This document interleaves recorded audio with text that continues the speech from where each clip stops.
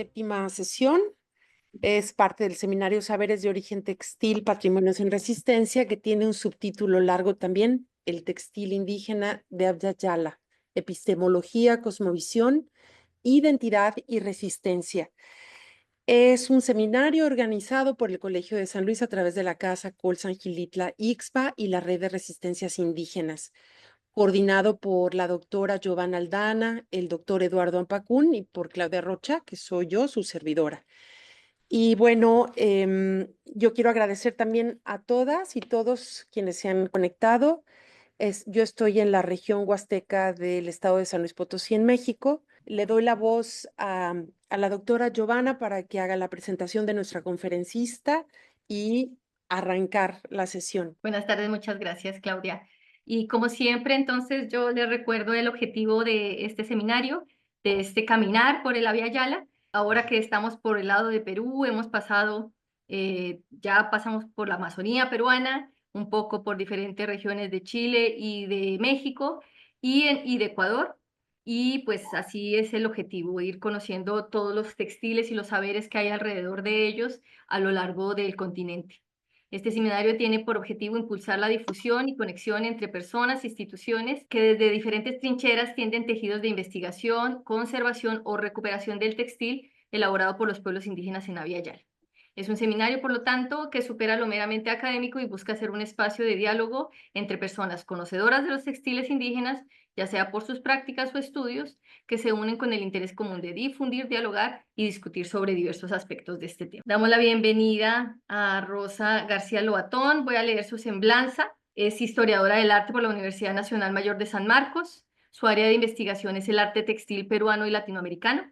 Se ha especializado en diversos cursos, seminarios y talleres sobre técnicas, manufactura y conservación de tejidos andinos. Es fundadora del proyecto Arácnida Textil, dedicado a la difusión del conocimiento sobre diferentes técnicas del textil y la cordonería andina. Ha impartido cursos y talleres sobre técnicas textiles en el Museo de Arqueología y Antropología de la Universidad Nacional Mayor de San Marcos en el Perú, en el Amano Museo también Textil Precolombino en el Perú, en el Festival de la Lana de Chile, en Santiago Textil de Chile y en el Encuentro de Arte Textil de Argentina, entre otros. Su exposición de hoy se titula Un legado que resiste, el trenzado andino del distrito de Sarua, que se enfoca en el análisis de los trenzados de la zona andina de la región de Ayacucho, específicamente del distrito de Sarua, ya que poseen una gran variedad de trenzados en diversas estructuras e iconografías que transmiten una tradición continua en piezas como las huaracas, las chimpitas y los cimpahuatos. Rosita nos va a explicar qué significan, y donde cada una de ellas se relaciona al uso cotidiano y festivo.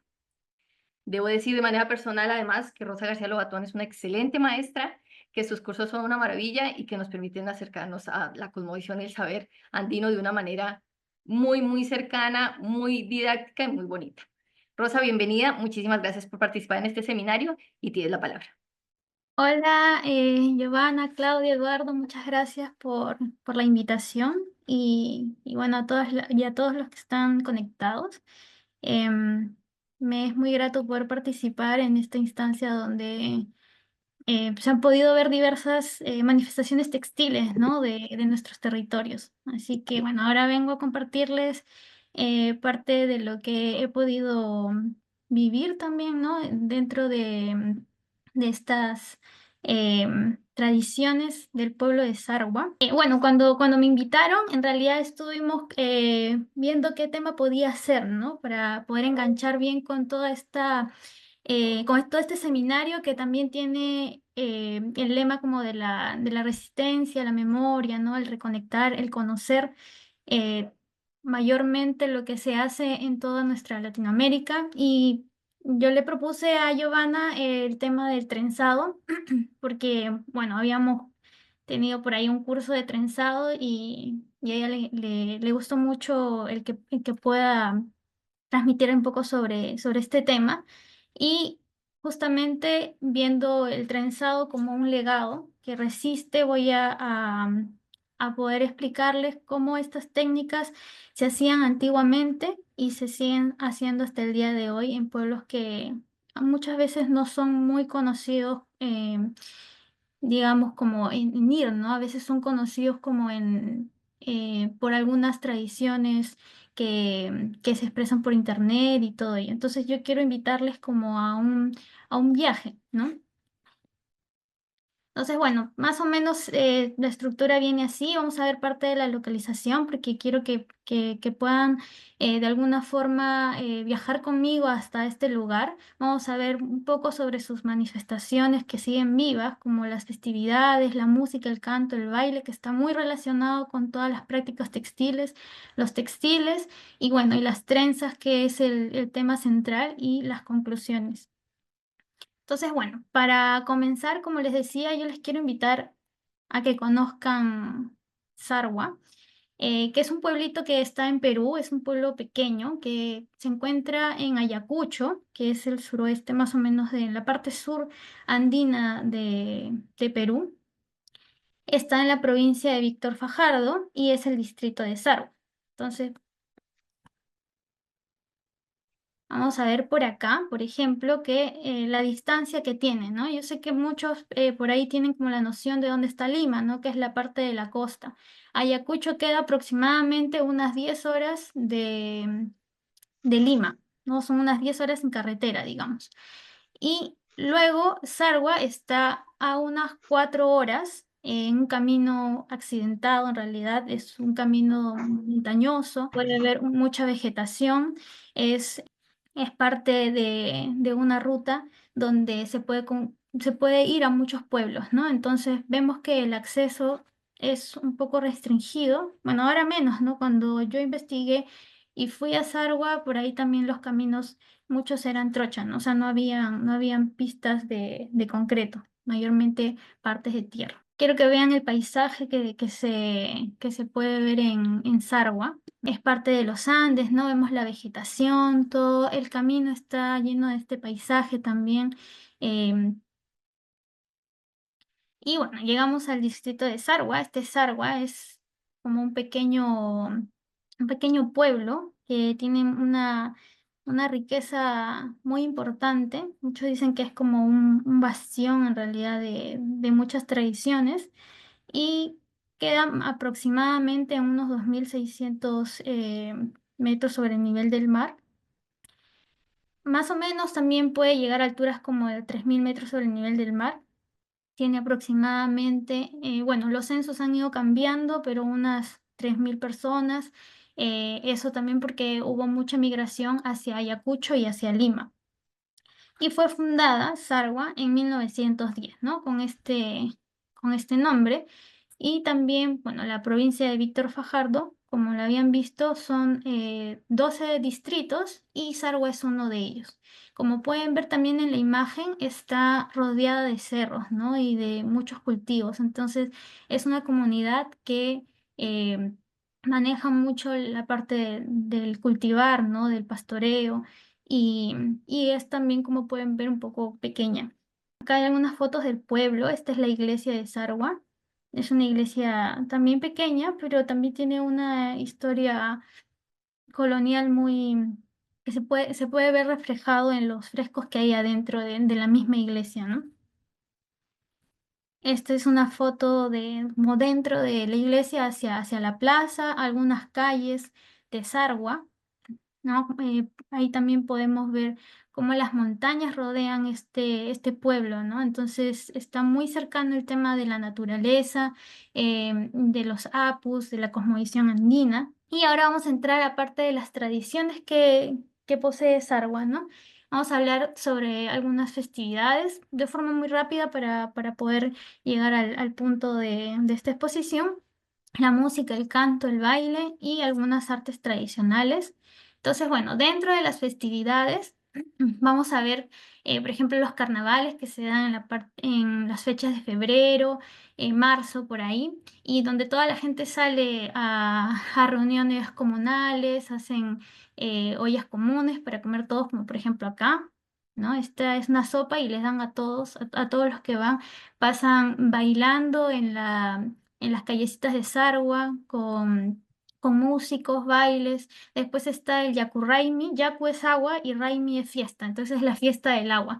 Mayormente la fiesta del agua es porque van limpiando los canales, ¿no? porque ya viene como las épocas donde se tienen, así como limpiamos algunos los tejados, acá por ejemplo en Chile limpian los tejados, ¿no? Porque vienen las lluvias, entonces pasa lo mismo. Después la fiesta de la Virgen de Asunción. Y bueno, hay muchas festividades que se dan en torno a este pueblo. Y en estas festividades es importante ver que se sigue de forma tradicional la vestimenta, sí usando, ¿no? La vestimenta, los bailes, y todo es parte integral de lo que vamos a ir viendo. Luego tenemos, por ejemplo, la música, el canto y el baile, ¿no? La música, como por excelencia de esta zona, que es una zona que comparte, o sea, no solo Sargua, sino los pueblos aledaños comparten muchas tradiciones. Entre ellas esta expresión cultural que es la chimaicha. Y la chimaicha es un conjunto pues de música, canto, baile, fiesta y que está relacionada con las festividades que les he contado. Entonces, me pareció muy interesante porque también dentro de los pasos del Chimaicha, hay un paso que es el Huaraca Simpay. Simpa es trenzar. Y huaraca es la onda, ¿no? Entonces es como trenzar trenzar la huaraca, digamos, ¿no? Huaraca Simpay. Entonces este paso se trata de poner dos grupos y que estos grupos se vayan entremezclando, ¿no? Entre los danzantes van a ir mezclándose. Entonces ahí se ve también la relación que tiene el tejido con las vivencias que se manifiestan, ¿no? Tanto como la música, el canto, el baile, las fiestas, festividades, ¿no? Entonces, bueno, como les decía, sobre el Chimaicha, es una manifestación cultural que porta, ¿no? Todos estos elementos y se dan en muchas provincias del departamento de Ayacucho. Dentro de las artes tradicionales, Sargua es muy conocido por las tablas de Sargua. Entonces, bueno, las tablas de Sargua tiene toda una historia muy interesante porque se ponían estas tablas en las casas, que eran como los que iban en las casas y se representaba todas las vivencias de las personas que iban a construir la casa, ¿no? Entonces, las tablas de Sarwa en la actualidad es un arte tradicional muy conocido. Pero también en Sarwa vamos a ver otro arte que son las varas. En sí, la política de Sarwa maneja digamos, a la hora de escoger a sus líderes comunales, les llaman varayok, ¿no? Que son los que portan la vara, que son autoridades en realidad, ¿no? Son autoridades a quienes les van a hacer caso, entonces ellos portan la vara. Estas varas son o sea, son talladas y tienen imágenes también relacionadas con toda la cosmovisión, parte de Sarwa. Entonces también está relacionada a las artes tradicionales. Bueno, ahí pueden ver, ¿no? Una foto de las tablas de Sarwa y acá otra de muchas de las varas que realizan en el pueblo. Luego vamos a ver también como parte de estas artes tradicionales el textil, ¿no? Y el textil está muy es una práctica muy viva en Sarwa. La primera vez que yo fui fue en el 2017 y en realidad yo no sabía qué iba a ver porque yo soy de Lima. Mi abuelita era de Ayacucho, pero yo no la llegué a conocer a ella y tenía muchas ganas de ir a Ayacucho y conocer Sarwa también, ¿no? Entonces llegué a Sarwa en el 2017 sin saber qué me iba a encontrar realmente, porque cuando yo busqué información, solo había información de las tablas de Sarwa y por ahí alguna que otra descripción de las casas de Sarwa o de cómo llegar, que era mucho más complejo. Entonces no sabía si todavía seguían tejiendo, si desconocía totalmente, ¿no? Y cuando llegué me sorprendí mucho porque comencé a ver a personas hilando en la calle, tejiendo. Entonces mm, yo dije, es un pueblo que mantiene todavía el arte textil vivo, ¿no? Ver a las mujeres hilando, tejiendo, trenzando en la calle me daba indicios de que era un pueblo que seguía pues resistiendo parte de su legado textil. También pude ver algunas manifestaciones como de tecnología textil, como pueden ver acá. Tenemos el telar a pedal, ¿no? Que es, bueno, es un telar que vino con la llegada de los españoles, pero se expandió mucho, ¿no? Entonces vemos que también en las casas hay muchos telares a pedales porque con eso hacen una vestimenta muy característica de Sarwa. Pero también tenemos el telar de cintura, ¿no? Esta es una foto de un programa que se llamaba Pensión 65, donde las mujeres y hombres mayores de 65 años recibían una pensión. Pero además de eso, hicieron un programa de los saberes que ellos tenían. Entonces, muchas personas de Sarwa, con este programa de Pensión 65, comenzaron a enseñar a los más jóvenes, ¿no? Entonces, esta es una foto de ese tiempo, de ese programa. Y acá podemos ver que está tejiendo en telar de cintura. Dentro de las vestimentas más características de Sarwa, vamos a ver el moroponcho y la yigya, que son vestimentas utilizadas por los pobladores, mayormente en lo cotidiano, pero mucho más en las festividades, ¿no? Entonces, por ejemplo, acá el moroponcho que vemos acá está tejida, como hemos visto en esta parte, con telar a pedal. Y la yigya la hacen en telar de cintura. En todo esto también vamos a tener en cuenta que Sarwa maneja un sistema dual de oposiciones y está muy manifestado en muchas de las tradiciones que hasta ahora guardan, ¿no? Por ejemplo, en estas dos piezas vamos a ver oposiciones, ¿no? Como por ejemplo las tecnologías con las cuales han sido hechas. Esta está con telar a pedal, es faz de trama, es una técnica en faz de trama, y esta jig ya es en una tecnología de telar de cintura, y la técnica es faz de urdimbre.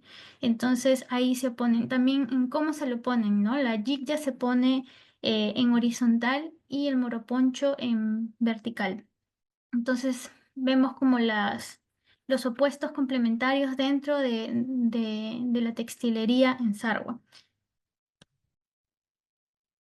Y bueno, vamos a entrar al trenzado. Como hemos visto, tanto como las vivencias en las festividades, en el baile, el canto, con el chimaicha y el arte textil está muy presente cotidianamente en las vivencias de los argüinos. Ahora vamos a pasar a una técnica que también está muy presente y viva en el pueblo de Sarwa. Y esta es la técnica del trenzado. Entonces, la técnica del trenzado al principio es una técnica pretelar, ¿no? No es como las que hemos visto anteriormente, que se necesitaba del telar a pedal y del telar a cintura, ¿no? En esta no necesitamos un telar porque son técnicas que en realidad son como las primeras técnicas que se han realizado, ¿no? Entonces, se genera por el entrelazamiento de múltiples hilos y nos da como resultado diversas estructuras, dependiendo cómo entrelacemos los hilos, ¿no? Entonces, en ese caso pueden ser estructuras planas, cuadradas, redondas, triangulares, etc. Estas estructuras pueden ser muy simples, pero también pueden llegar a a un grado de complejidad y nos permiten, en algunos casos, hacer diversos diseños. En el caso del trenzado en Sarwa, el trenzado le llaman simpai. Simpa es trenza y simpai es trenzar. Entonces, no le llaman como trenzado o como yo lo voy a mencionar de una manera técnica en las siguientes diapositivas, sino le llaman simpai. Están haciendo las simpas, están trenzando. Después, es una práctica muy común entre hombres y mujeres en Sarwa. Y vamos a ver que se teje también en lo cotidiano, cuando están caminando, en reuniones comunales, en cualquier espacio que permita tejer o trenzar, en este caso, lo van a hacer. Porque al ser una técnica pretelar y no necesitar la herramienta para tejer, van a tener solo sus manos, ¿no? O su cuerpo para poder hacerlo. Entonces permite en el diario vivir poder hacerlo de manera constante. Entonces, esto también vamos a ver que hay un manejo muy sofisticado de estas trenzas que pueden ser hasta las más simples y llegar hasta una complejidad muy importante, ¿no? Entonces, también estas piezas que realizan con estas técnicas van a estar en el uso cotidiano como festivo. Y lo que les decía, ¿no? Por ejemplo, la primera vez que yo fui en el 2017, en Sarwa no había dónde hospedarse. O bueno, no había hoteles. Dónde hospedarse sí había, yo me quedé en la municipalidad, que era el único lugar donde uno podía estar en Sarwa. Y un día había una reunión comunal, entonces todas y todos estaban en la municipalidad y yo estaba mirando cómo realizaban su reunión y ahí me pude percatar de que había muchas mujeres tejiendo, ¿no? Y estaban tejiendo y conversando.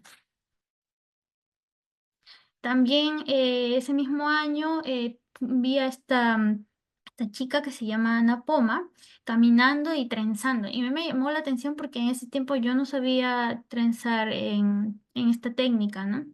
También vi al señor don Jesús que estaba haciendo su huaraca y todos ellos por ejemplo, él estaba fuera de su casa, Ana estaba caminando, las señoras estaban en una reunión. Entonces, vemos que es parte del cotidiano, ¿no? Del diario vivir. Las personas que saben hacer ese tipo de cordonería, no me van a mentir que es bien complejo aprenderla al principio y pues tener la destreza de caminar haciéndola es todo un reto, ¿no? Y acá se podía ver muy comúnmente caminar y hacer o conversar y estar tejiendo. Entonces, bueno, las técnicas de trenzado que he podido ver en Sarwa, por lo menos son tres, ¿ya? Para las piezas que he podido observar, que son el trenzado oblicuo, el trenzado en cruz y el trenzado simple. Vamos a hablar primero de este trenzado oblicuo. Como les digo, este nombre es como más técnico para que todos nos podamos entender, pero en Sarwa es como simpa, ¿no? Trenzar. Entonces, por ejemplo, en esta técnica vamos a tener los hilos sujetos en un punto fijo. Yo por lo menos vi que siempre lo sostenían con el dedo pulgar del pie. Entonces se ve como todo el cuerpo era como la herramienta para poder tejer, ¿no? Y por ejemplo, acá está Nilda y ella estaba tejiendo en la calle y estaba vendiendo sus cordones, sus chimpitas, ¿no? Y solo necesitaba sus manos y dónde sostener los hilos para poder tejer. Entonces, el trenzado oblicuo necesita este punto fijo. Y bueno, acá se genera un entrecruzamiento de los hilos que da una estructura muy plana, ¿no? En este caso. También se crean diversos diseños con esta técnica. Bueno, acá vamos a ver un poco de la estructura, que esta en realidad es una estructura, la foto del medio, como muy simple, porque lo que vemos acá en las fotos, estas dos trenzas son como de una complejidad como mucho, tienen una complejidad a la hora de cruzar los hilos y retorcerlos. Entonces vamos a ver que, por ejemplo, bueno, tenemos ahí un punto fijo que es como este, ¿no? Acá, en esta parte de acá, y los hilos van a ir cruzando hacia el otro extremo, ¿no? De extremo a extremo pasando por los hilos que van a entrecruzarse. Y va a dar como resultado variedad de trenzas y depende cómo coloco los colores, cómo voy entrecruzando, se va generando los diseños. Hay diseños muy bonitos en esta técnica en Sarwa. Entonces yo he puesto una pieza arqueológica para que puedan ver que este tipo de trenzado se hacía antiguamente en culturas antiguas, ¿no? Por ejemplo, esta es una de la cultura arica y esta es otra de la cultura paracas, y hay muchos ejemplos en realidad de trenzados en culturas antiguas. Entonces, quiero hacer un paralelo de cómo hay en distintos lugares se siguen tradiciones que han desarrollado culturas muy antiguas. Las piezas, por ejemplo, que hay en este tipo de trenzado son los simpaguatos. También le llaman o simpaguataco o simpaguato. Entonces, simpa recuerdan que es tejer, perdón, que es trenzar. Simpa es trenzar y guato es como amarrar. ¿Ya? Entonces, estas piezas, los simpaguato o simpaguataco, en la técnica del trenzado oblicuo, como pueden ver acá, las utilizan para trenzarse el cabello. O sea, es un adorno del cabello. Estas son las piezas que se hacen con esta técnica, ¿no? Los simpa wataku. Simpa trenzar, wato es amarrar. Entonces vamos a ver siempre que lo van a tener amarrados en las trenzas, ¿no? Y acá podemos ver a detalle cómo están tejidos. Ahora vamos a entrar a otro tipo de trenzado, que es el trenzado en cruz, que también es simpai, ¿no? Trenzar. Esta técnica de trenzados también se utilizan solamente las manos para poder hacerlo. Se colocan todos los hilos en el puño y se sostienen para luego dividirlo en cuatro puntos en oposición y se van moviendo para ir tejiéndose la cordonería, ¿no? En este caso puede ser cordonería, puede ser una trenza plana, pueden salir diversas estructuras, ¿no? Estructuras cuadradas, rectangulares, planas, en algunos casos redondas. En Sarwa, por ejemplo, cuando ven una chimpita, que ahorita les voy a enseñar bien qué es, cuando es redondo le dicen roiro, que es en quechua, cuando es redondo. Vamos a ver, por ejemplo, acá la estructura, como les decía, ¿no? Se parten en cuatro puntos del puño. Estos 4 puntos pueden ser de la misma cantidad de hilos. Cuando es de la misma cantidad de hilos, sale un cordón cuadrado, ¿no? Como este, por ejemplo, acá el Señor Jesús está con el puño, pueden ver ahí está sosteniendo y lo ha dividido en estos 4 puntos y está entrelazando los hilos. Este entrelazamiento también se da por opuestos complementarios y ahí está, bueno, él tejiendo fuera de su casa. Pero hay otro tipo de estructura que también parte de este trenzado en cruz, donde hay más cantidad de hilos en la parte vertical y menos cantidad de hilos en la parte horizontal. Esto me va a dar como resultado una estructura plana. Sí, pueden ser diseños parecidos, pero las estructuras son diferentes siendo la misma técnica, ¿no? Acá he puesto algunas piezas arqueológicas para que puedan ver que tanto bueno, la cordonería como este trenzado plano y en sí este trenzado en cruz en sí antiguamente, ¿no? Por ejemplo, acá hay un cordón del Museo de Pachacamac. Este es un cordón de una huaraca con el diseño genjo, que significa como laberinto, que se sigue haciendo en la actualidad. Y se puede ver también en Sarwa, o este diseño que vemos acá también se puede ver en la actualidad. Y las huaracas en sí, ¿no? También vemos que las huaracas también se siguen haciendo. Entonces son piezas que todavía siguen resistiendo y se siguen haciendo. Y acá, bueno, un trenzado plano en el Museo Británico. Entonces ahí podemos ver como estas piezas arqueológicas que son como la evidencia de que todavía se siguen realizando hasta el día de hoy. Ahora vemos, por ejemplo, las piezas de trenzado en cruz que se hacen en sarga, ¿no? Por ejemplo, acá vemos la chimpita, los llaveros, la huaraca y el cimpahuataco. El que ya habíamos visto antes también se hace con la técnica en trenzado en cruz. Entonces, ahora vamos a ver detalladamente. Vamos a entrar primero con la chimpita. La chimpita en realidad son cinturones que se amarran en la cintura, ¿no? Las mujeres. Vamos a ver que tiene al medio una estructura de un cordón cuadrado, aproximadamente de 2,5 metros, por ahí puede ser un poco más largo, y va a tener, bueno, terminaciones, puede ser en borlas o pompones. Esa es la estructura de la chimpita, un cordón alargado con terminación de borlas o pompones. ¿Para qué se usa la chimpita, que es este cinturón? Para amarrárselo en la cintura.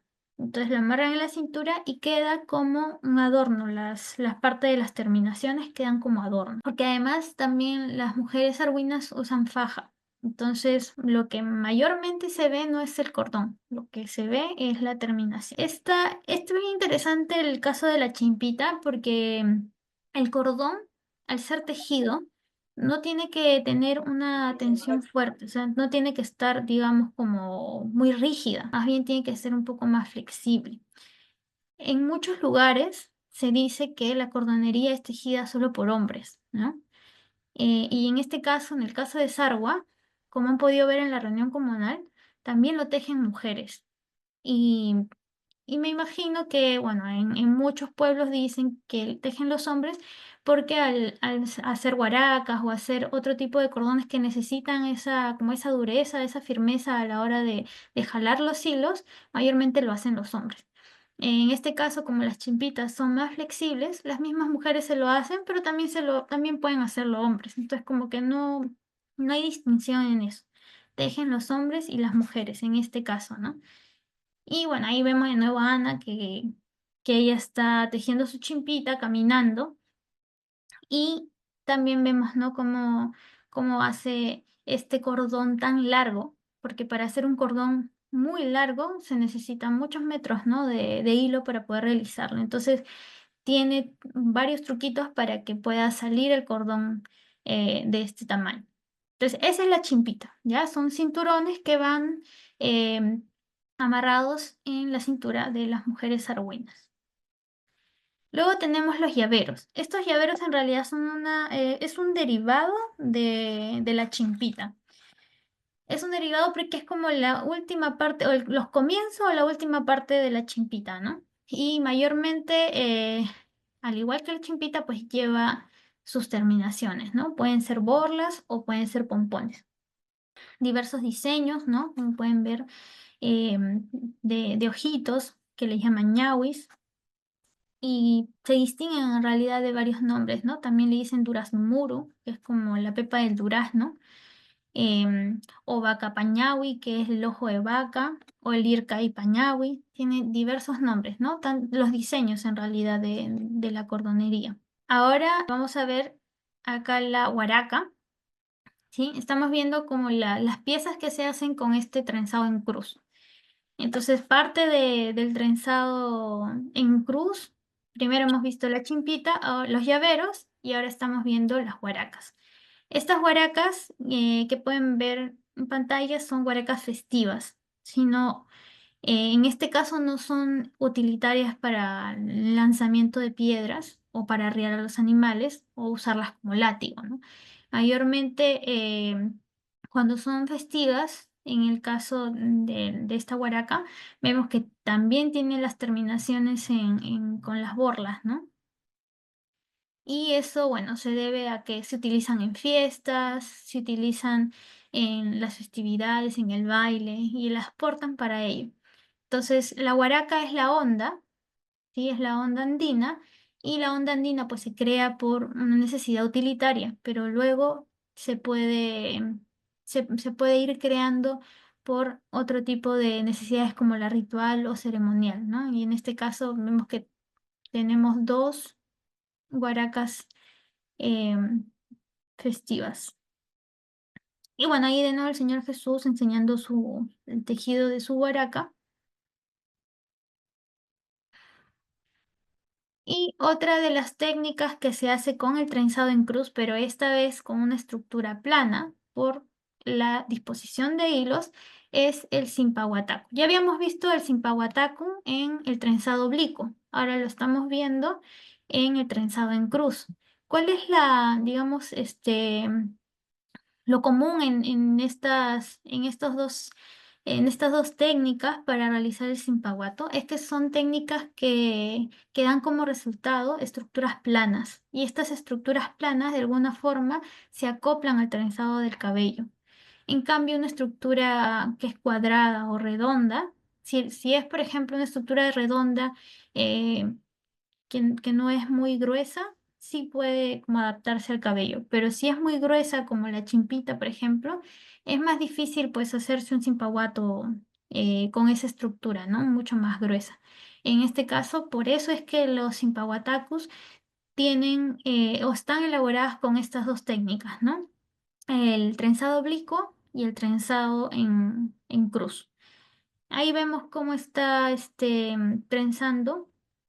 Sí, está trenzando. Ven, solamente está utilizando el puño y el entrecruzamiento de hilos. Este Simpaguatacu también vemos que está con terminaciones. Y bueno, tiene el diseño que se puede ver acá y le llaman palma. En algunos lados, por ejemplo, en otros pueblos le llaman urpi, ¿no? Que es paloma. En este caso le llaman palma o costilla de trucha. y también de esta palma, cuando se revierte el sentido, salen cruces o también pueden salir ñahuis, que son los ojitos, ¿no? Entonces ahí se va variando mucho el diseño. Tema importante para este tipo de elementos trenzados son las terminaciones, ¿no? Y las terminaciones eh, son importantes porque son los acabados finales que embellecen la pieza. Y se dan cuenta, son piezas que son largas, que si bien es cierto tienen iconografía, eh, pues al no tener, si no tuviera estas terminaciones, eh, quedarían como solas, ¿no? En cambio, cuando se les pone las borlas, los pompones, la pieza como que cobra una relevancia mayor.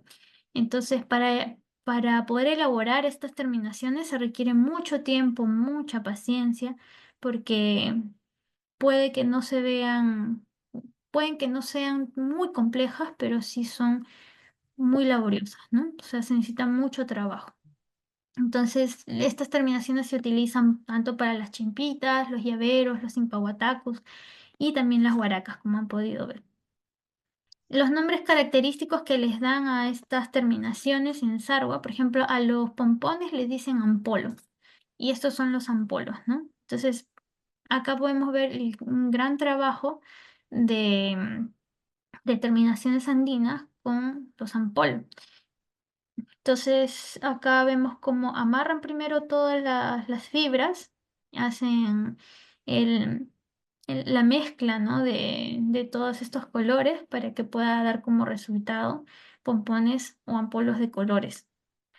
Y la otra forma de hacer terminaciones es haciéndole borlas, ¿no? Que es a ellos le llaman paicha. Entonces, paicha también, como que hay diversos tipos de paicha, ¿no? El paicha, por ejemplo, que son un poquito más, pero en este caso son cocidas. Bueno, en los dos casos son cocidas, estas son más pequeñas, estas son un poquito más largas, eh, y son parte elemental de las piezas trenzadas, ¿no? Entonces, en sarwa tienen estos nombres característicos, ¿no? Ampolo y paicha, para poder hacer sus terminaciones en las trenzas. Ahora vamos a entrar a una técnica que, bueno, de trenzado que es la simple, ¿no?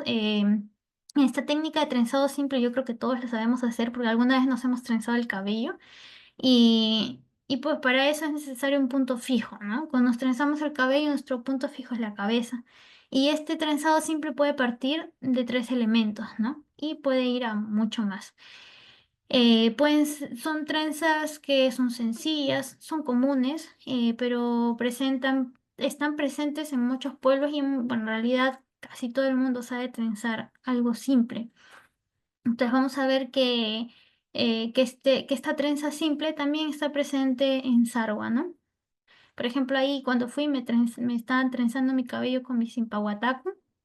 Y también acá podemos ver eh, cómo se ponen los impahuatacos y cómo también la trenza simple está presente.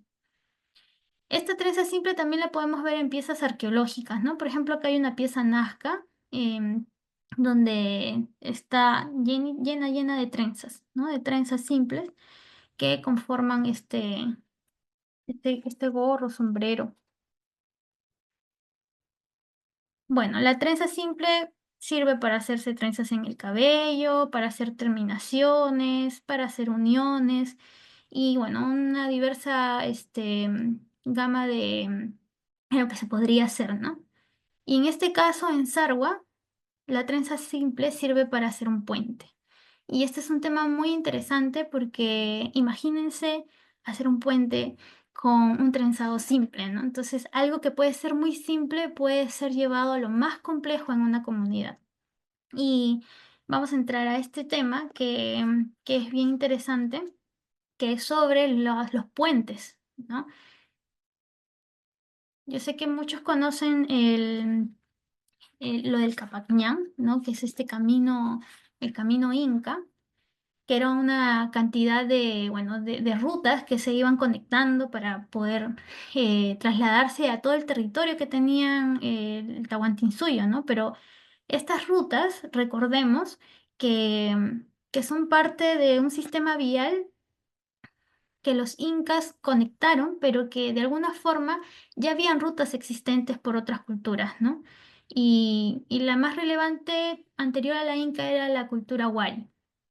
La cultura wari se desarrolló en Ayacucho.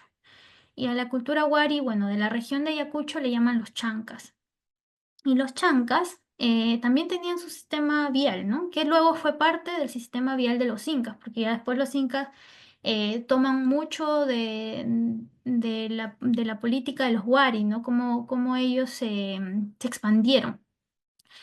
Y Sarwa queda en Ayacucho y Sarwa es una cultura chanca. Entonces, eh, es importante tener en cuenta que, que bueno, estos caminos, de alguna forma, para poder conectarse, también tuvieron que tener puentes, ¿no? Imagínense cruzar los ríos, de tener que ir de un pueblo a otro y que haya valles donde los ríos sean caudalosos. Entonces, el camino inca ha tenido que tener puentes. En la actualidad sobreviven 3 puentes.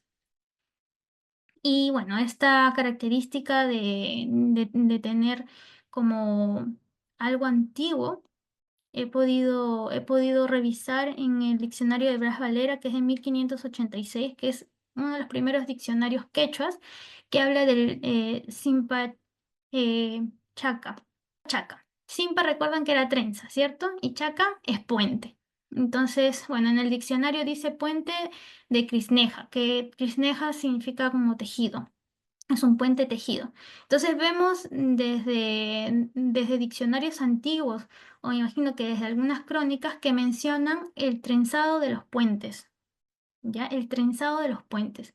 Entonces, en este punto vamos a ver que solamente han sobrevivido 3 puentes. Dicen que habían más de 70. Me imagino que de repente ha podido haber más. En el Perú, no hablo del Perú, estos 3 puentes. No sé si haya de repente en otros países. Y lo interesante es que estos puentes son hechos en comunidad. Y ustedes habrán escuchado, por ejemplo, del quehuachaca en Cusco, ¿no? Que es hecho de ichu o paja. Entonces se recolecta todo el ichu y se hace el puente, ¿no? Con este material ayudado de toda la comunidad. Este puente es con una técnica de retorsión. O sea, se retuercen los hilos y, bueno, luego se realiza el puente. Después tenemos a otro puente que se llama el Pucayacu, que está en Ancash. Y, y esta está hecha con sogas de cabuya y tablas de maguey. Y bueno, el Ujú. puente de Sarwa, del Pichuschaca, que queda bueno, en Sarwa, Ayacucho, y está hecho de pichus, cabuya y palos de saruta. Entonces, vamos a entrar como a este a la elaboración de este puente porque está hecho con una trenza simple y realizado de forma comunal. Entonces, el pichuschaca se llama así porque el pichus es como el material fundamental para poder hacer este puente. Y pichus es un arbusto, el nombre de un arbusto que queda en las laderas de Sarwa, ¿no? Entonces, y chaca significa puente. Ahora han escuchado de chacana, ¿no? Que es como también el puente, ¿ah? Entonces, chaca es puente y pichus es el material con el que se realiza este puente de Sarwa. Entonces, primero para poder construir el puente, los comuneros van a recolectar el pichus, ¿no? Que es la foto que pueden ver acá. Entonces, ahí vemos la recolección de las ramas y es muy importante ver que toda esta recolección la llevan a un valle. Este valle se llama el Valle del Tincuy y Tincuy significa encuentro. Entonces, es el encuentro de 2 ríos, que es el río Pampas y el río Jaracha. Estos 2 ríos se unen y hacen el encuentro, que es el Tincuy. Y en ese encuentro después confluye un solo río, ¿no? En este encuentro confluye un solo río y sigue llevando el nombre de Pampas. Entonces, este puente se hace en el cruce del río Pampas y el valle se llama el Valle del Tincuy.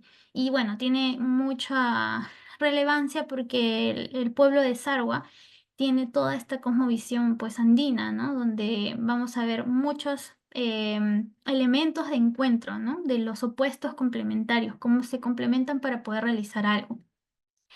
Entonces, vamos a ver también cómo la comunidad, en este caso, para realizar esta labor de construir el puente, se divide en dos comunidades. Las comunidades o ayllus, ¿no? En el ayllu del Sarwa, que es como los naturales del mismo Sarwa, y los Joyana, que son los extranjeros o migrantes que llegaron a Sarwa. Entonces dividen estos dos grupos para hacer una competencia de construcción para construir el puente. Y esto es con el objetivo de darse ánimos, de estimular el arduo trabajo. Y mediante esta competencia amistosa se realiza la construcción del puente. Entonces, es bien interesante cómo utilizan como este juego de oposiciones para poder crear algo, ¿no? Porque hacen como unos tipos de competencia donde agilizan, se animan y eh, van construyendo, trenzando este puente. Entonces vamos a ver acá, por ejemplo, también que esta construcción del puente en realidad es una festividad, que son una festividad de 5 días. Para realizar esta festividad, entonces esta festividad para realizar este puente, el Pichuschaca, está em, liderada por los chacavaras, ¿sí? Recuerden que chaca es puente, ¿no? Y los barayoks son las autoridades. Entonces, eligen autoridades para dirigir todo este festival donde se realiza el puente. Los chacavaras son de los dos grupos, tanto de los Arhuas como de los Joyana. Entonces ellos van a dirigir este encuentro. Una semana antes de que se haga esta construcción, va un grupo bailando y cantando a todas las casas para hacer un llamado a que ya va a ser la construcción del puente, ¿no? Esto le llaman Banducuy. Y acá vamos a ver parte de la construcción. Entonces, como les había dicho anteriormente, para construirlo primero tienen que conseguir el pichus, que el pichus es este arbusto.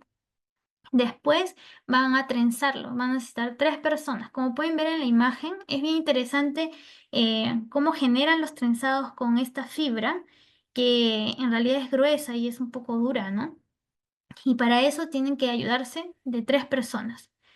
Estas van a ser las trenzas menores. Se tienen que hacer 23 trenzas, que en este caso les llaman ajaras. Entonces, 23 ajaras, que son trenzas de 3, y están realizados por 3 personas, que van a medir un aproximado de 80 o 90 metros. Y bueno, los comuneros se juntan y ahí podemos ver en las imágenes cómo están trenzando, ¿no? Es una trenza simple que la que están realizando. Y acá vamos a ver que estas 23 trenzas luego van a ser nuevamente trenzadas en piezas más grandes. A esta parte de la construcción del Pichuschaca le llaman el shahru. El shahru o simpay también le llaman, tiene esos dos nombres. Es el mezclar digamos, estas trenzas para generar estructuras más gruesas, ¿no? Que van a ser parte de la estructura del puente. Entonces, van a tomar 5 ajaras, o sea, 5 trenzas de las que ya habían hecho antes, y van a comenzar a trenzar entre todos, entre todas las personas. Esto sí lo hacen solamente hombres en la construcción del puente. Y las mujeres se encargan de llevar las viandas de comida para poder como pasar todos esos días juntos, ¿no? Entonces, el proceso del shahru el shahru significa mezclar. Ya, entonces vemos que acá se están mezclando estas ajaras, que son las trenzas simples, se están mezclando para poder crear estas trenzas que van a ser las más gruesas, ¿no? Y acá esta foto es bien interesante. Les comento que estas fotos son de un video, de un documental, perdón, de un documental donde cuenta la construcción del Pichuchaca. Y ahí está como muy bien documentado, que es del 2022, si no me equivoco, que es la última vez que se pudo hacer el puente. Vemos cómo todas las personas, cómo toda la comunidad participa en este trenzado. Em, Ustedes saben, el trenzado pues comienza el movimiento y después los hilos, imagínense, son de 80 metros. Si tú mueves como una parte, toda la otra parte tiene que moverse. Entonces, por eso vemos acá a todas las personas, a todos los argüinos moviendo, ¿cierto? Eh, el restante que sobra de la trenza, ¿no? Entonces, son unas trenzas de 5 para la construcción de las bases, que son 3, o sea, son 3 trenzas mayores que son hechas de 5 ajaras que van en la parte de la pampa, que es donde se va a caminar, y después se trenzan eh, la parte de las ríqueras, que son los pasamanos. Y estos pasamanos están hechas con 4 ajaras nada más. Entonces los pasamanos con 4 y la parte de la base lo hacen con 3 de 5. Y vamos a ver también la parte de la competencia, ¿no? Acá es donde viene la parte de la competencia de los dos airus. Como agarran, se ponen al medio, o sea, imagínense, de los 80 metros se ponen al medio y un grupo, por ejemplo, los Joyana tienen que tejer hacia un lado y los Arwa hacia el otro. Y quien termina más rápido gana, ¿no? Esa es como la competencia que se da. Y vemos pues en las imágenes cómo todos aportan a la construcción de este puente. Bueno, ahí podemos ver lo que les decía. Estas son las tres trenzas mayores que están hechas de 5 ajaras cada una, o sea, son 15. Y estas de acá que están hechas de 4 y 4, o sea, son 8. Y en total son 23 trenzas pequeñas que dan como estructura el puente. También es importante ver cómo las sostienen, ¿no? A los lados. Utilizan unas pucaras, que son unos torreones en piedra para las bases, y también hacen unas guasquillas, que son unas retorsiones en soguilla para luego amarrar los paros de zaruta, que son estos de acá, y hagan todo el camino, ¿no? del puente. Dentro de toda la faena, que son 5 días, entonces, por ejemplo, un día hacen la recolección y hacen el trenzado de las primeras ajaras, que son las trenzas menores de 3, y en la noche hacen una fiesta y comienzan a recrear las festividades de Sarwa. Por ejemplo, la que les había contado, ¿no? El carnaval, el Yakurraimi, la Navidad. Entonces, todas las noches comienzan a recrear sus festividades, ¿no? Porque la construcción del puente en realidad es como todo un acontecimiento en este caso. Para cerrar con el tema pues del puente, es interesante que se siga haciendo y es el único puente trenzado que hay, porque los otros puentes son en retorsión. Entonces vemos ahí como la conexión que hay con una comunidad que teje, que trenza, ¿no? Este puente lo realizan cada 2 años. eh, Era, bueno, necesariamente utilitario porque conectaba pues dos lugares, pero desde los años 2000 se hizo un puente de concreto al costado. Entonces, en realidad ya la elaboración de este puente es como para preservar en realidad su cultura, ¿no? No es por necesidad, sino es como para seguir recordando toda esta tecnología textil que, que es estimulada pues por las personas que todavía saben. Yo les contaba como este programa del Estado Pensión 65 y en el año 2014 aproximadamente hicieron bueno, dentro del programa hicieron saberes ancestrales y tomaron pues a todas las personas mayores para que les enseñen a las personas a realizar el puente, porque por muchos años se había dejado de hacer. Y bueno, las personas mayores comenzaron a contar cómo es que se realizaba el puente, con ciertos detalles que había que tener en cuenta, ¿no? Porque imagínense, o sea, cómo llegar a la conclusión que se tienen que hacer 23 trenzas simples para luego hacer 3 trenzas más de 5 más complejas y las agarraderas y ponerles el piso, o sea, o cómo sostenerlas de un lado a otro.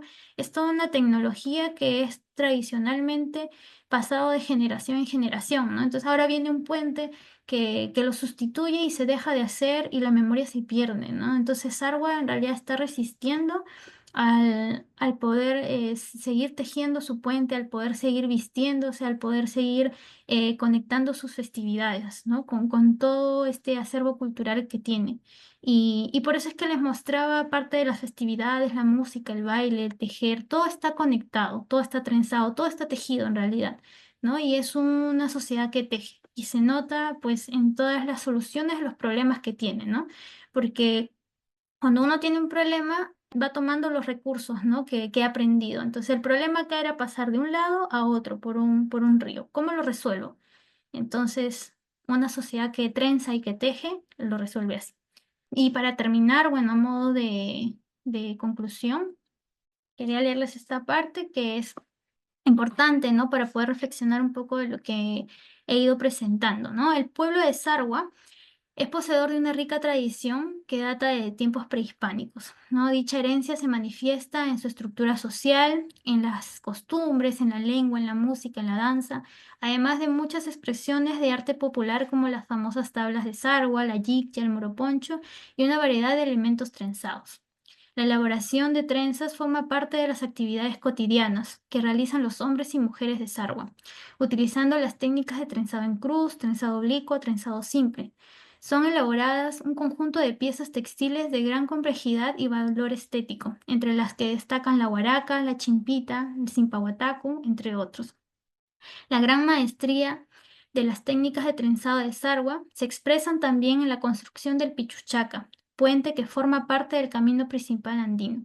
En su construcción se ve reflejado el trabajo comunitario, el sistema de organización social dual y la importancia del tejido para las comunidades andinas. El conjunto de estas expresiones culturales, materiales e inmateriales, ha logrado perdurar y resistir hasta nuestros tiempos. Debemos valorar y preservar este legado que conecta a Sarwa con las culturas milenarias que habitaron los Andes. Bueno, muchas gracias.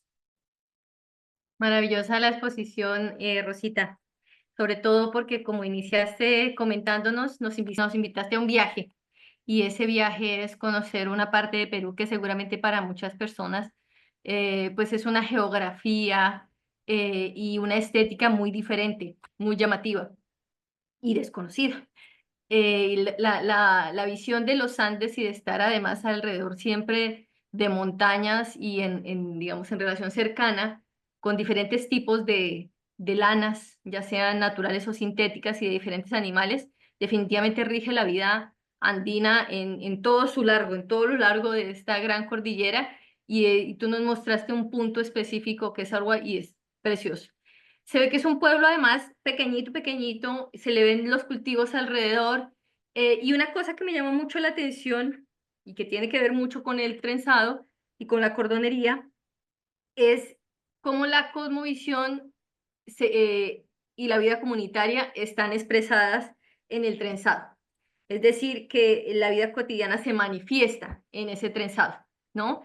Tú nos hablaste pues de la dualidad y de la oposición complementaria que está presente en esta manera de trenzar, ya sea por 4 puntos, ya sea por 3 puntos, que es la trenza más común, y pues las diferentes referencias que nos dabas, ¿no? Entonces, me parece que es algo que está impreso ahí. Y me parece también muy llamativo y muy significativo, pues que se mantenga una tradición incluso más allá de la necesidad, ¿no? Porque no es una tarea fácil, efectivamente, que hagan ese tipo de puentes, los materiales que se utilizan, pero como bien decías también, la resistencia en el legado del conocimiento que se tuvo que hacer. Y otra vez ahí vuelve a aparecer la comunidad. Si no se habla con las personas que saben de esto y si no se buscan estrategias desde diferentes fuentes, incluso de inversión, pues esos saberes es ahí donde se ponen en riesgo. Porque claro que se necesita o tal vez sea oportuno hacer un puente de cemento, de varillas o de metal, pero es muy valioso el conocimiento también por lo que está ahí, ¿no? Por el saber, por las técnicas y por todo lo que ello significa. Me gustaría, digamos, ahora, bueno, Eduardo nos va a ir guiando con las preguntas, por aquí vi unos comentarios, pero los de aquí en adelante seguiríamos con las preguntas. De cualquier manera, yo te quería preguntar precisamente, abrir las preguntas yo, como regularmente hago, hablando de esta, si nos puedes profundizar de esta relación con el espacio, ¿no? Y la segunda pregunta sería con los materiales, porque mucha de esta cordonería que nos muestras no necesariamente es con materiales orgánicos, sino que son sintéticos, ¿no? Y esto ayuda mucho a todo ese colorido y esa estética que tienen en los diferentes tejidos que nos mostraste. Pero digamos cómo se fue dando esa relación y desde cuándo digamos, se llenan de estos materiales sintéticos y cómo se entiende en esta parte y cómo los entiendes tú. Pero también esta relación con el espacio geográfico, natural, ecológico, que tiene que ver precisamente con el trenzado y el uso de todas este tipo de materiales. Y bueno, ¿y qué pasa si con estos cambios climáticos y sociales también esto se ve afectado? Si se siguen cultivando estos materiales por parte de las personas o si se siguen encontrando naturalmente los tipos de varas que se necesitan, los tipos de fiques que utilizan, de cabullas, pues, etcétera, que se utilizan para hacer estos puentes, entre otras cosas o materiales que hacen. Bueno, yo iniciaría preguntándote por esas dos cositas, Rosa. Gracias, Giovanna. Bueno, primero, como para remarcar lo que estabas mencionando del financiamiento, también quiero que sepan que las últimas veces que se ha construido este puente ha sido justamente por financiamiento y ayuda de programas del Estado, ¿no? Que no necesariamente vienen del Estado, sino por iniciativa también de personas del mismo pueblo que piden ayuda como a los fondos económicos de cultura, que gracias a eso se hizo el documental que le he puesto ahí en el chat. Y también a esta pensión 65 que, bueno, ayudaba o ayuda, ¿no? Hasta ahora con una pensión de a las personas mayores de 65 años que no están remuneradas, pues, con seguros y todo ello, ¿no? Entonces, imagínense, hay pueblos donde ni siquiera las personas tienen DNI, no tienen acceso a nada. En Sarva, por ejemplo, no hay comisaría, solamente está la parte del municipio, ¿no? Entonces, es un pueblo muy chiquito. Y esta pensión pues ayudaba, bueno, a esa labor de poder rescatar los saberes de estas personas. Sin embargo, pues se necesita mucho más apoyo concreto para que estas actividades se sigan realizando y esta tradición se siga haciendo, ¿no? Porque como decías, se hace un puente que es de concreto y ya no se necesita el otro, entonces, ¿para qué sería, no? En realidad es para poder seguir manteniendo una tecnología y un saber ancestral, ¿no? Que dicen que también es el último puente chanca, que ellos son de la cultura chanca, ¿no? Ellos están más relacionados a la cultura chanca, que es como de la cultura wari, ¿no? Que a la cultura inca. Y en el tema del espacio en el que se manejan, claro, o sea, muchas de las artes que realizan, por ejemplo, las tablas de sarwa, que están hechas como de materiales que pueden encontrar alrededor del pueblo, como la cabuya, ¿no? Entonces, ellos van realizando su obra también con lo que les da la naturaleza, ¿no? Entonces, también las varas, ¿no? que encuentran, o este tema de la construcción del pichuchaca, el pichus, que es, bueno, este arbusto que crece, en realidad no está muy amenazado, o sea, sigue habiendo. No solamente, o sea, está en el mismo pueblo de Sarwa, pero también alrededores. Hay personas que dicen incluso se van mucho más lejos para poder recolectar todo este pichuchaca, el pichus, para poder hacer el puente, ¿no? Entonces está muy relacionado digamos, lo natural, el territorio, con todos los haceres que van haciendo, con las construcciones de su arte. Y también esto se puede ver en el nombre de muchos tipos de trenzado, ¿no? Por tiempo no lo he mencionado, pero como les decía, por ejemplo, la palma, ¿no? Entonces, por ejemplo, cómo se construye la palma y ahí, por ejemplo, hay varias palmas y es por eso le llaman palma a ese diseño. también le llaman ñawi, que es ojito, vaca ñawi o ojo de vaca, ¿no? Entonces van tomando relación con su entorno. Y bueno, aparte de cómo estos otros materiales entran al pueblo siendo tan chico, es porque obviamente al llegar la carretera, que fue en el año 2000, hubo más ingreso de fibras sintéticas, ¿no? Entonces, eso hizo de que pues se utilizara mucho más estas fibras. En ese caso, también es importante decir que, claro, o sea, Sarwa es un pueblo agrícola de pastoreo, pero tampoco es que tenga como la suficiente disposición de poder crear como un sistema agrícola en el cual puedan subsistir a través de eso. O sea, pueden vivir ellos, pero no como vender, ¿no? O sea, no pueden vivir exactamente económicamente de eso, ¿no? Ya. Entonces es muy complicado y lo que han apostado es más a la parte turística, ¿no? A poder vender como de alguna forma como la persistencia de sus tradiciones pues se mantiene como un bastión. En ese caso, por ejemplo, los animales que dan las fibras a veces también han sufrido como pérdidas, ¿no? Ya no son tantos como antes, entonces ya no hay tanta fibra. Em, También en el caso cuando llegan otros tipos de fibra, disminuye el trabajo, ¿no? Y también llama la atención los colores. Entonces, ahí pueden ver, no solamente en los trenzados, sino también en los moronpochos que les enseñé, en las gillas, hay una variedad de colores muy impresionantes y les encanta, ¿no? Y yo creo que es parte también de ver algo nuevo. Cuando uno ve algo nuevo, pues lo asumes como tuyo, ¿no? Entonces yo creo que a la hora de ver colores que nunca habían visto, que eran fucsias llamativos, entonces comenzaron a trenzar y a ser parte de ellos en sus tejidos, ¿no? Entonces, más o menos, como te digo, desde el 2000 hubo la carretera, pero parece que desde antes ya llegaban fibras eh, sintéticas, ¿no? En menor, o sea, en minoría, ¿no? Ahora sí, ya completamente. Hay tiendas pequeñas que venden estas fibras. Entiendo. Y bueno, les decimos a todas las personas que están participando, tenemos la posibilidad de preguntar en esta segunda hora, mientras se van animando, porque nada más veo o comentar. Y bueno, ahora le cedo a Claudia Eduardo si quieren preguntar.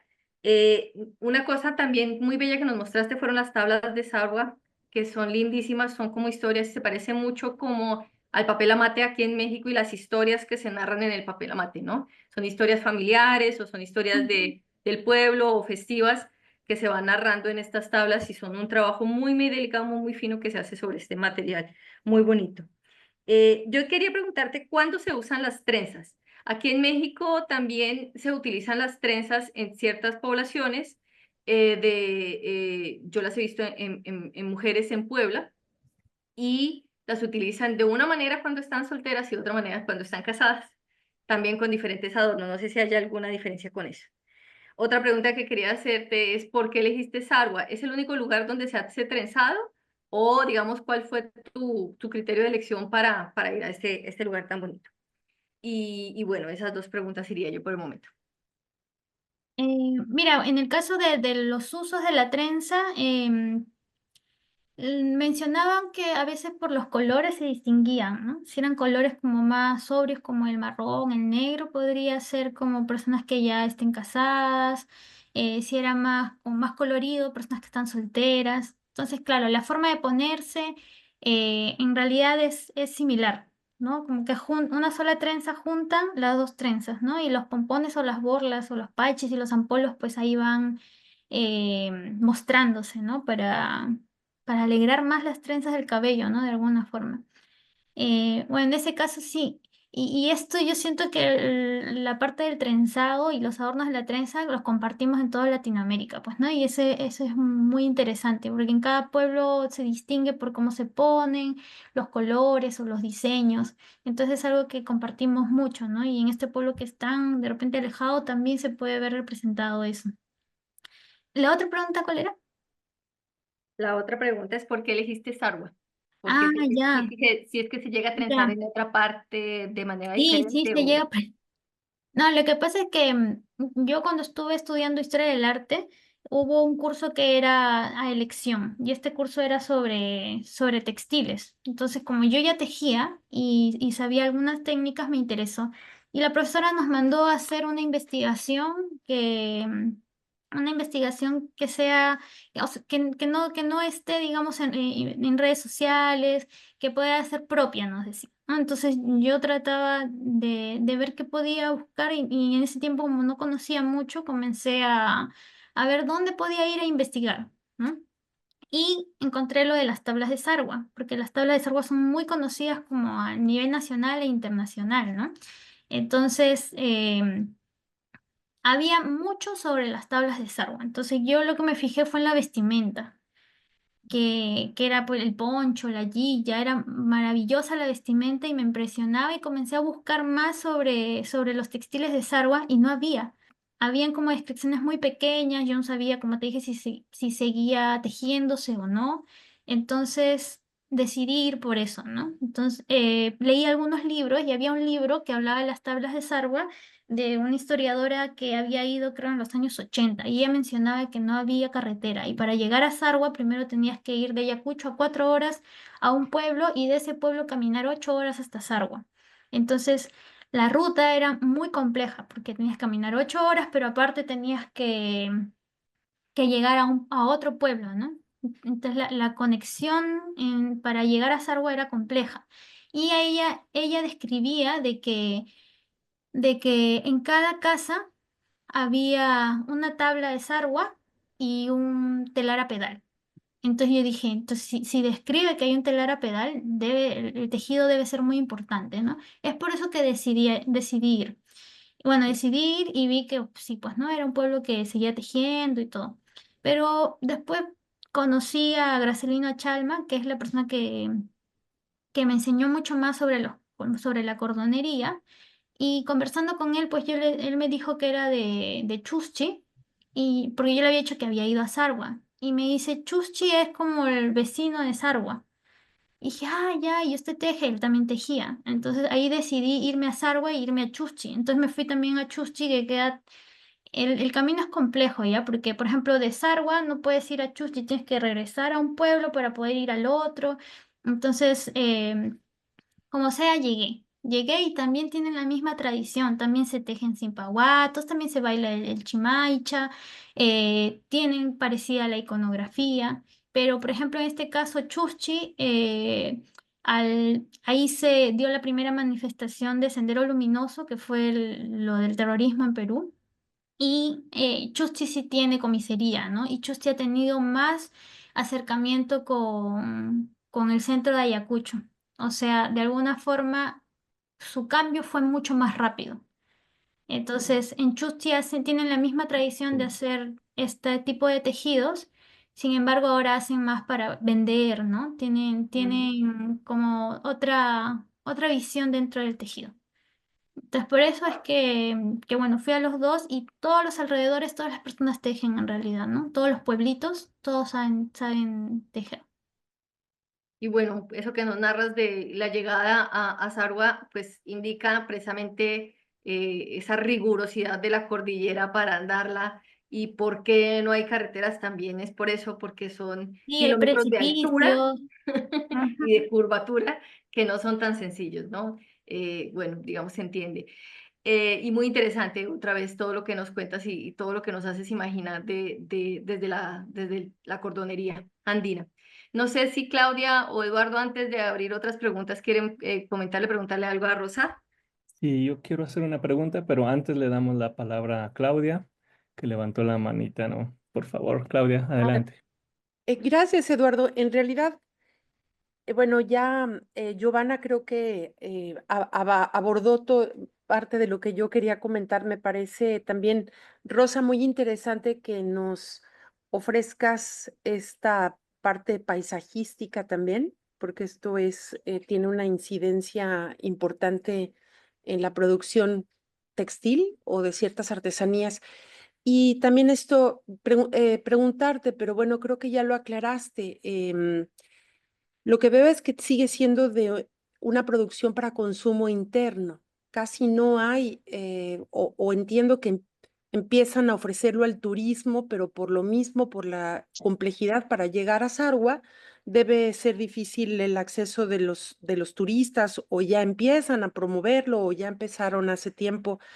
No lo sé, porque también paradójicamente la presencia del turismo em, puede llevar a conservar ciertas prácticas, ciertas tecnologías y también a cambios importantes, ¿no? Porque se crea una demanda específica sobre ciertos objetos y tú nos dirás un poquito de eso. Te quiero preguntar también de las tablas de Sarwa. ¿Cuál es el soporte? ¿Sobre qué lo hacen?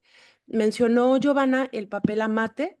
El papel amate no es un papel textil, pero sí es una fibra de un árbol que se cuece y se aplana y sobre él se pinta, pero sí me gustaría saber cuáles son, cómo hacen estas tablas, cuál es la materia prima, porque también me recordó a la mate, como lo mencionó la doctora Giovanna.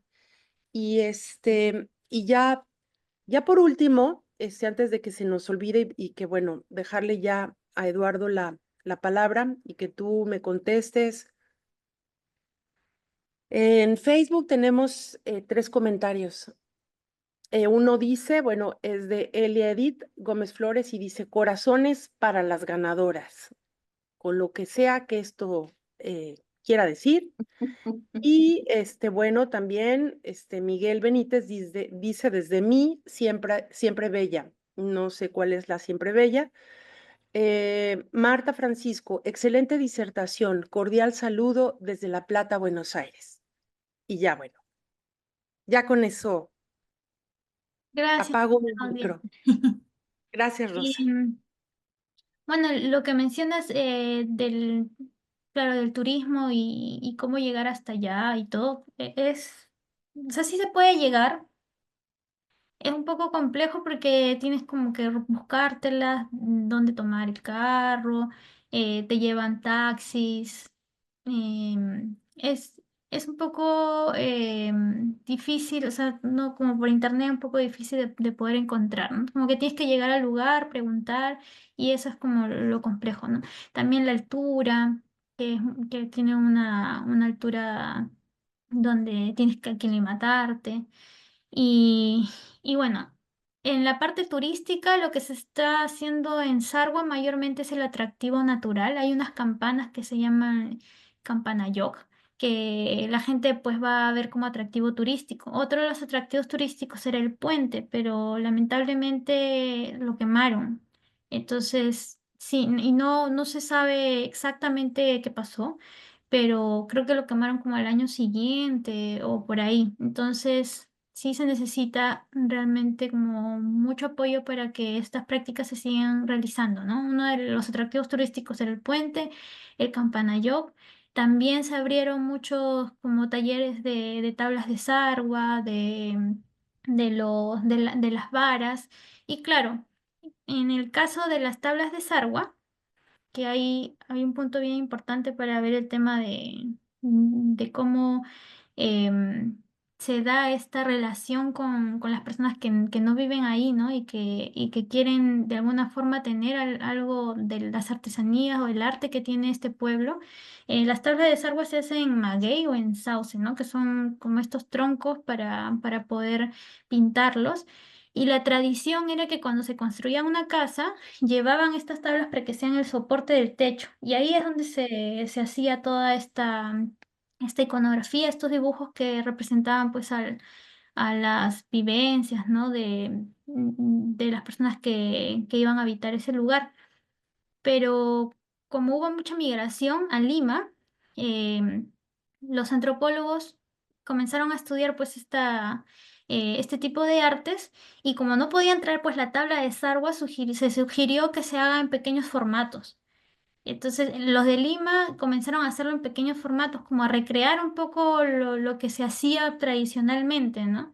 Entonces se comenzó a hacer las tablas en pequeños formatos para exposiciones, y de ahí comenzaron a venderse, ¿no? Y esto nació desde Lima, porque en Lima hay mucha gente que ha migrado, ¿no? De distintos lugares, entre ellos los argüinos. Entonces, y mira cómo cambió, ¿no? Cómo cambió de ser un soporte en el techo hacer una pieza más pequeña, ¿no?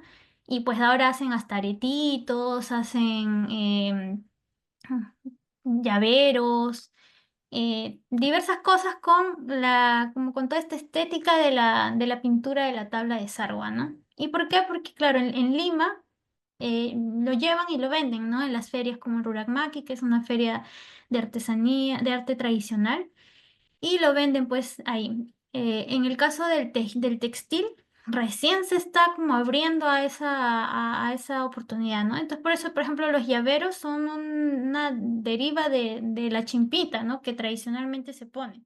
Entonces los llaveros también venden los llaveros y mayormente, claro, salen como del pueblo a vender.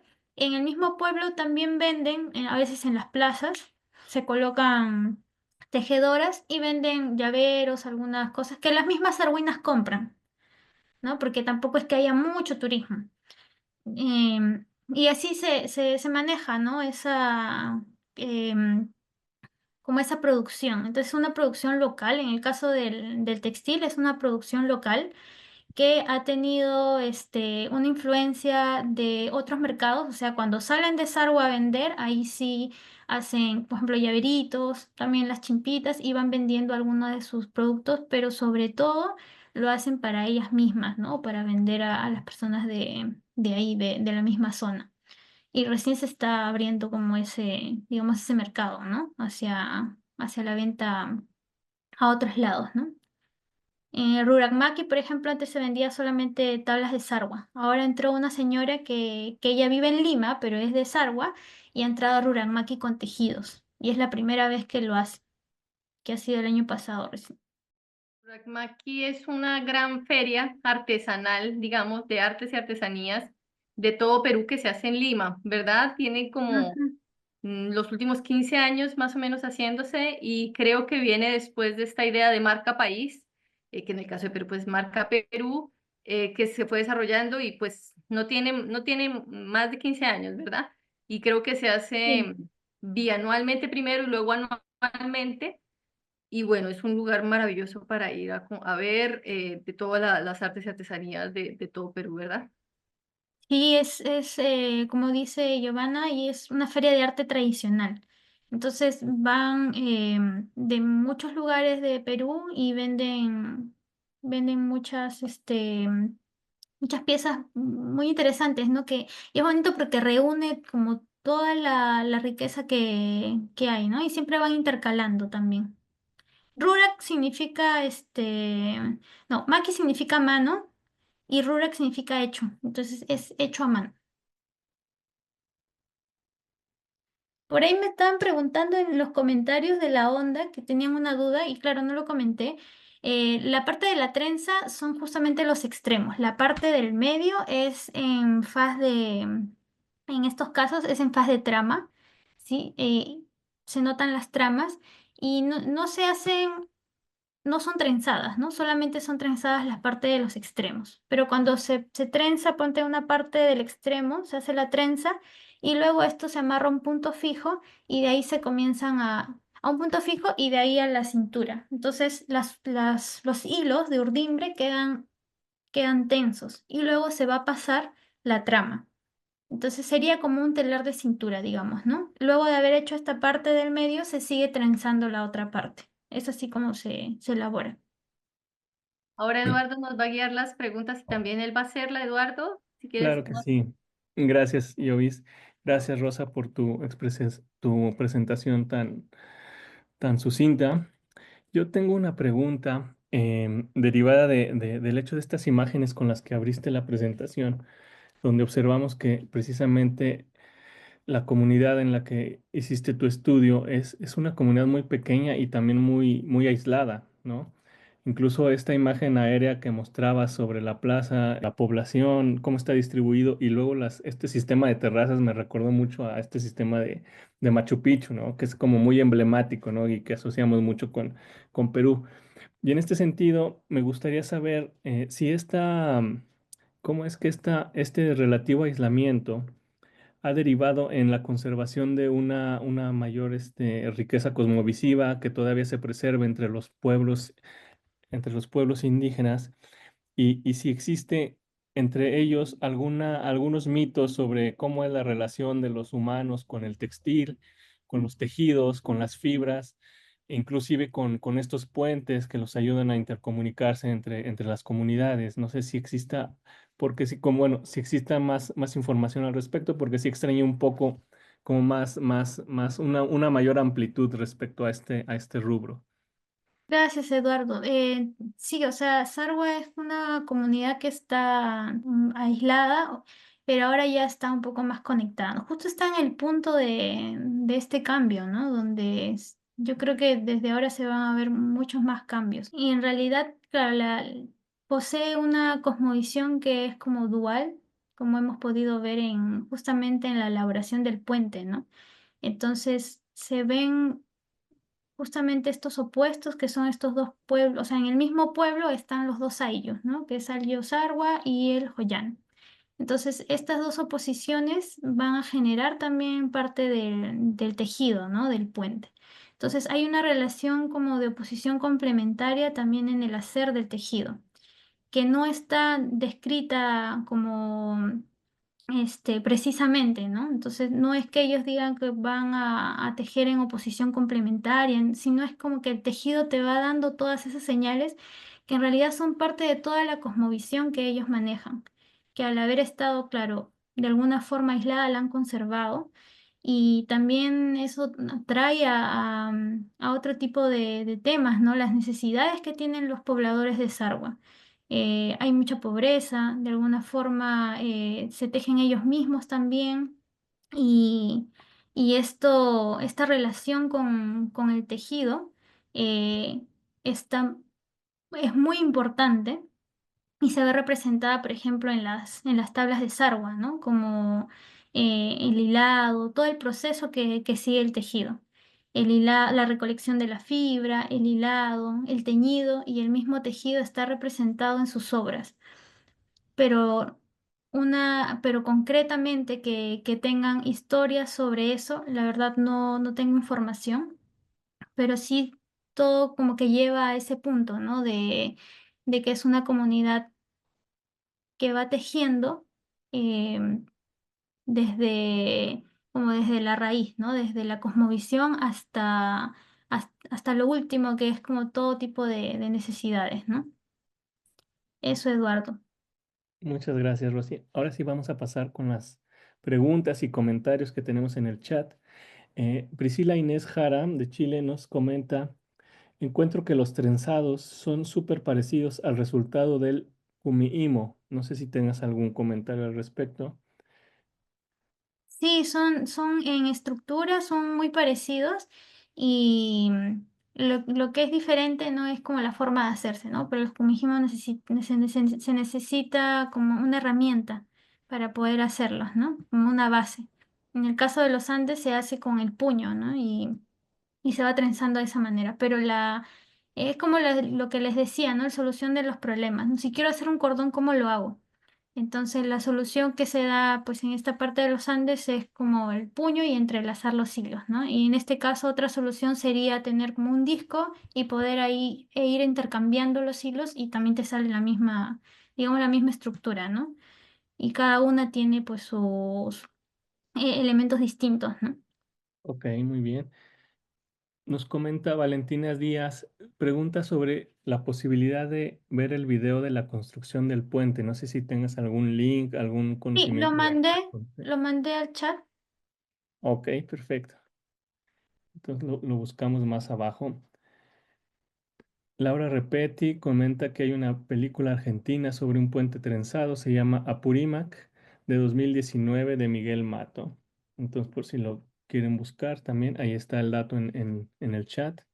Y por ejemplo, el otro puente que mencioné de Ancash pasa por un río que se llama Purímac, entonces de repente tenga alguna relación. No sé. Debe de tenerla, yo creo, sí, Sí, pues se llama Purímac seguramente. el río. De Guillermo Montoya nos consulta, ¿existe algún plan de protección a este tipo de construcción de puentes tejidos por la posible presencia sobre turismo o turismo masivo? Mira, la verdad que solamente, como es muy conocido, por ejemplo, el del Cusco, que es el que es Huachaca, ahí está como nombrado Patrimonio de la Nación, ¿no? En el caso de los otros puentes, el de Ancash no tengo mucho conocimiento y el de Pichuchaca no lo tiene porque también no tiene como no está como trabajado todo el tema de los puentes como unión, ¿no? De lo que se sigue haciendo. Y cuesta mucho hacerlo cada año. Las veces que se han hecho las anteriores han sido como con un presupuesto que se ha podido dar. Entonces, si no tienen como el presupuesto para hacerlo, tampoco tienen como para preservar si es que hay mucho turismo, ¿no? Creo que es como paso a paso. Cuando ya haya la existencia como de un plan para poder elaborarlo, justamente esto cada 2 años, yo creo que ahí ya se podría ver el tema de la protección, pero hasta el momento no. Y Rosy, aprovechando que mencionas esto de cada 2 años, ¿esto es porque la vida útil del puente llega a su fin o tiene algún otro sentido que podríamos relacionar con el calendario, con la cosmovisión, con algún tipo de fiesta religiosa? No, en realidad es porque llega a su fin, pero cada año lo vuelven a tensar y después ya la vida útil del mismo puente lo vuelven a hacer, ¿no? En el caso, por ejemplo, el que es Huachaca lo hacen cada año. Por parte también de una festividad y claro, la realización en realidad de todo el puente es como un festival que se hace, ¿no? Son 5 días de faena y todo ello, pero no tiene como esta relación en sí. ¿Y hay alguna fecha en especial en que se haga esto? Eh, la verdad no recuerdo si creo que había una fecha, pero la verdad no tengo el recuerdo de una fecha específica, pero sobre todo en este caso de que se ganaron los estímulos económicos, lo hicieron justo en las fechas que se habían propuesto donde recibían pues parte de los estímulos, ¿no? Y también estimular a la población, porque los estímulos económicos no es que pague a todos, ¿no? Por ahí les podrá apoyar con el tema de la comida, ¿no? De las faenas y todo eso, pero todo es como la gente va por voluntad, ¿no? A realizar esta labor. Bien, mira, paso ahora a con el comentario de Marta Bustos. Bueno, en sí ya lo comentaste en la primera parte, dice, ¿cómo Sí. llegaste a estas técnicas y lugar? Ujú. ¿Y por qué una historiadora del arte se interesó en este tipo de prácticas? Bueno, sí, bueno, esa última parte es porque yo en la universidad cuando entré yo bailaba folclore y y me gustaba el tema de las técnicas ancestrales, ya sabía tejer. Y cuando llevé este curso, yo dije, ya todo está conectado, ¿no? Porque el folclore también me llevaba a ponerme la vestimenta, a viajar a distintos pueblos. Entonces ahí yo decidí que ese iba a ser mi camino, ¿no? Investigar los textiles. Desde lo que había aprendido, porque en realidad la mayor parte de los estudios fue como arte europeo, ¿no? Pintura, escultura, arquitectura. Y los trenzados fueron para mí como mi pasión, ¿no? Lo que me gustaba. Así que por eso fue que tomé ese camino, ¿no? Con los textiles. Gracias, Rosy. Graciela Torres pregunta, ¿a cuántos kilómetros de Ayacucho está Sargua? ¿Hay medios para llegar? Gracias. No recuerdo los kilómetros, pero sí hay medios para llegar. Como dije, hay como lugares donde salen los taxis. No hay Ujú. horarios fijos, pero sí uno puede ir y preguntar a qué hora va a salir el siguiente, ¿no? En cuánto va a salir. Y es un aproximado, como les digo, desde Ayacucho a Sarbo a unas 4 horas. Y es una carretera muy sinuosa, con precipicios. Entonces estás como entre los Andes y todo ello, ¿no? Claro. Dice Olga Zulca, te felicita por la exposición. Gracias, Rosa, por compartir. Diana Buffetti nos dice, qué lindo escucharte. Es como estar en este lugar, compartiendo con la gente de ahí. Gracias. Liliana Ruiz, creo que comenta la pregunta que ya Ah, respondiste sobre sí. la onda Huaraca, ¿verdad? Ujú. Y bueno, pasamos a ver si hay alguna otra pregunta. Sofía nos consulta, ¿cómo percibes que la comercialización y el turismo transforma a la comunidad y el tejido? Viendo que hasta ahora se empieza. ¿Qué cambios ves? Eso lo vi bastante cuando viajé a Chuchi, como les decía, como Chuchi tenía mucha entrada o mucha salida hacia Ayacucho, o mucha entrada también. ahí se podía ver cómo era el cambio, ¿no? Y el cambio lo podía ver, por ejemplo, que en Sarwa yo notaba mucho que tejían más para ellos. O sea, tejían como para usarlo ellos mismos o de repente venderlo, pero entre ellos.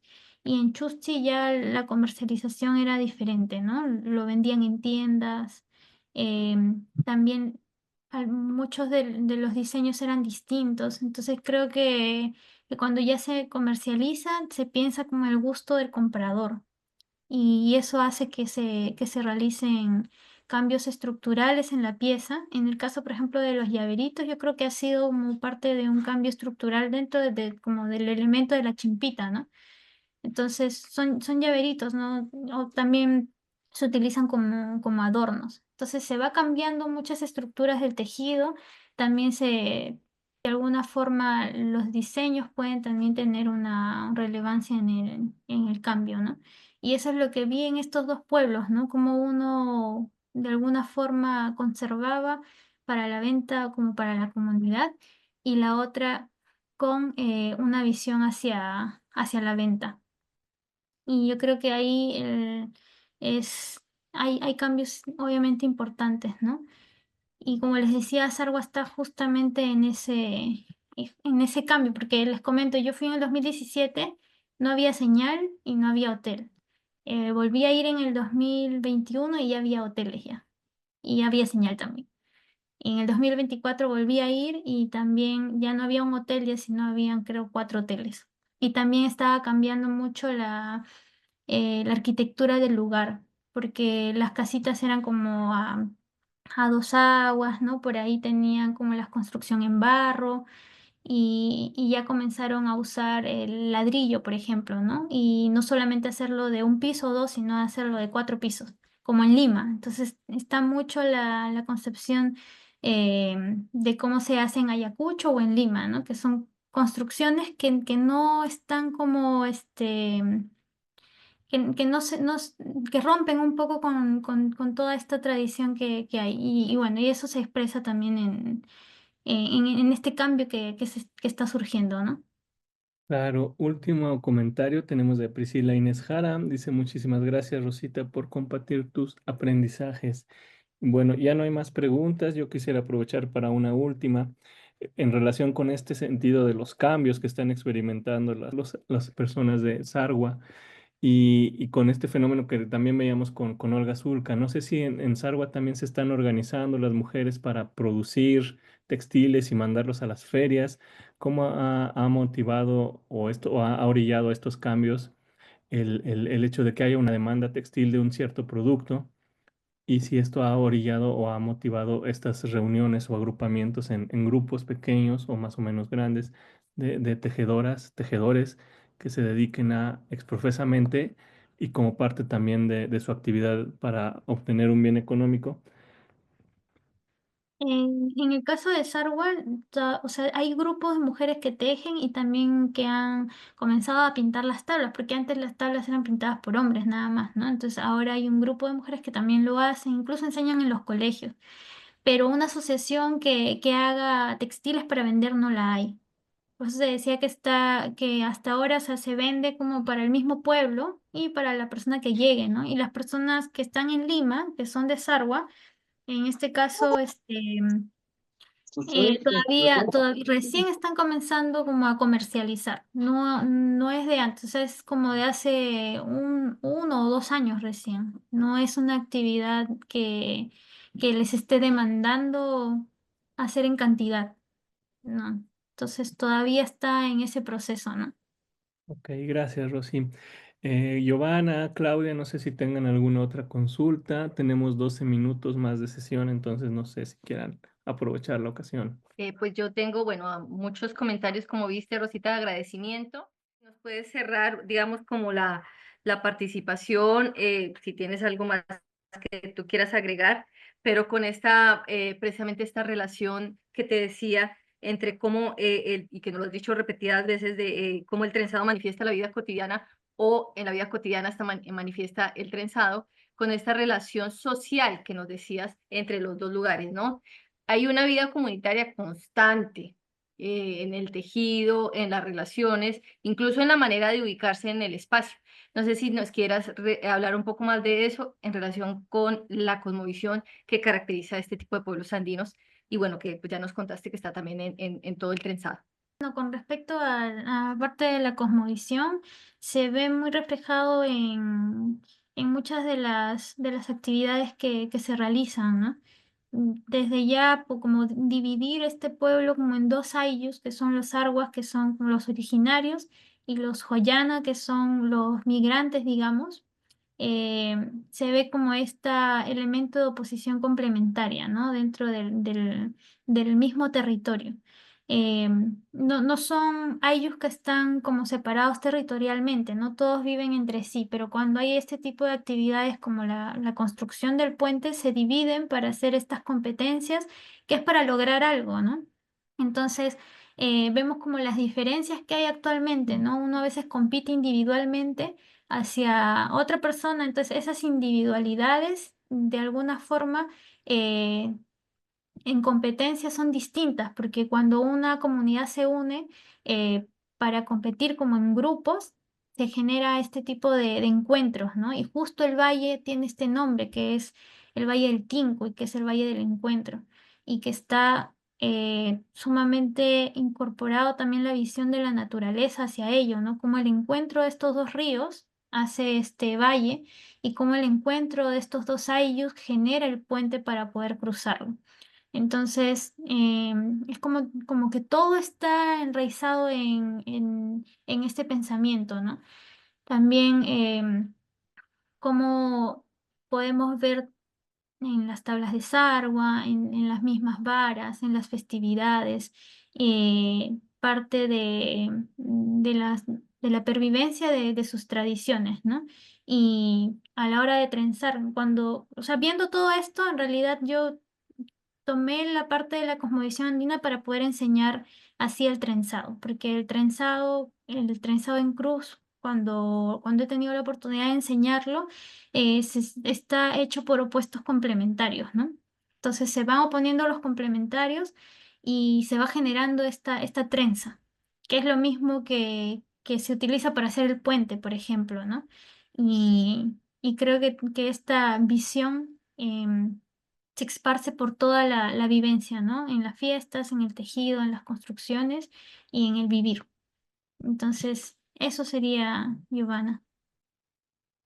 Pues muy bonito cierre y muy bonita exposición, muy interesante, muy profunda y muy clara, muy colorida, muy visual. Muchísimas gracias por tu presentación, por la información que nos das. Y bueno, así damos por cerrada esta presentación. Muchas gracias por participar en nuestro seminario. Claudia, ¿quieres decir algo antes de cerrar? Gracias, muchas gracias, Rosa. Muchas gracias, Paola y Anaí, por apoyarnos como siempre. Gracias, Giovanna, gracias, Eduardo. Nos vemos el próximo miércoles y gracias a todas y todos ustedes. Gracias.